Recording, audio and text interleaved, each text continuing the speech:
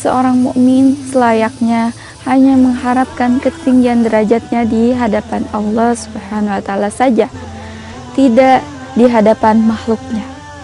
Meskipun orang tersebut memiliki jabatan yang tinggi, misalnya menjadi presiden, DPR dan yang lainnya, dia dihormati, disegani oleh banyak orang, tapi tidak di hadapan Allah Subhanahu wa taala. Kebanyakan manusia hanya melihat sebelah mata saja, atau hanya lihat yang terlihatnya saja, wujudnya saja, tidak dengan hatinya, batinnya. Tapi tidak dengan Allah. Allah Maha mengetahui apa yang kita lakukan. Rasulullah pernah menjelaskan bahwa Al-Quran adalah salah satu penentu derajatnya seseorang di hadapan Allah. Ada sebuah kisah, yaitu Nabi bin Abdul Haris.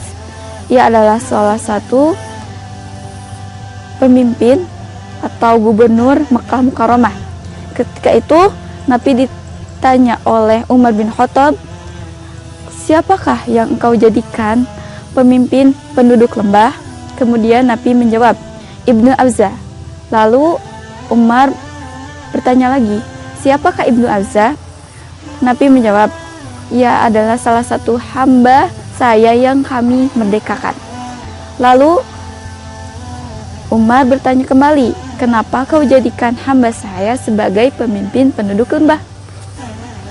Nabi menjawab kembali, "Karena ia adalah salah satu hamba saya kami yang rajin membaca Al-Quran dan paham terhadap ilmu faraid."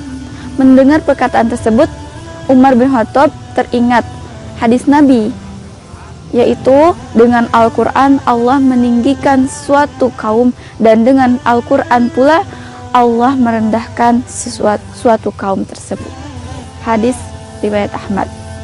Di sini sudah sangat jelas Allah yang Maha Kuasa mampu meninggikan derajat seseorang karena orang tersebut meninggikan Al-Quran. Sebaliknya, Allah akan merendahkan seorang tersebut jika orang tersebut jauh dari Al-Quran. Inilah alasan mengapa kita mesti menghafal Quran. Menghafal Quran adalah salah satu cara kita untuk dekat dengan Al-Quran, atau untuk mengagungkannya, memuliakannya, dan memperlakukannya dengan sebaik mungkin.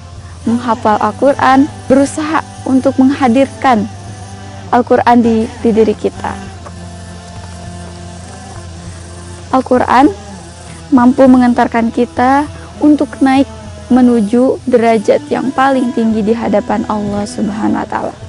Ayat demi ayat yang kita hafalkan selayaknya akan menjadi kemuliaan demi kemuliaan, atau menjadi derajat demi derajat yang dapat kita raih.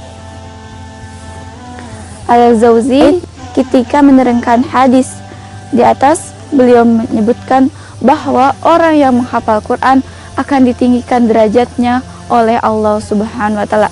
Tidak hanya menghafal, mengamalkan ini sangat perlu kita lakukan.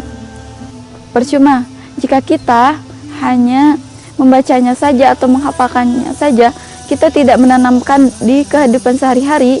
Itu akan seperti kita membaca Al-Quran tetapi hanya sampai tenggorokan saja.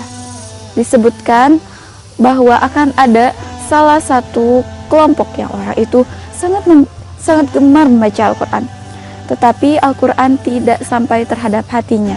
Oleh sebab itu, ketika kita tidak mau masuk terhadap golongan yang direndahkan oleh Allah Subhanahu wa taala, mari kita terus berusaha untuk menghadirkan Al-Quran supaya dekat dengan kita terus. Dengan menghafal Al-Quran, kita akan terus berdekatan dengan Al-Quran, dan semoga Al-Quran menjadi pembela kita di akhirat kelak dan menyelamatkan kita dari kesengsaraan di sana. Amin ya rabbal alamin.